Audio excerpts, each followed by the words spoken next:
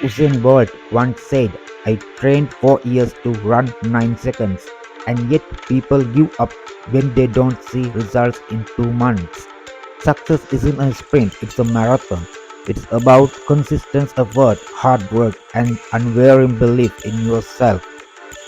Remember, Rome wasn't built in a day, and dreams aren't achieved overnight. Progress may be slow, but it's still progress. Many of the world's greatest achievers face setbacks and failures.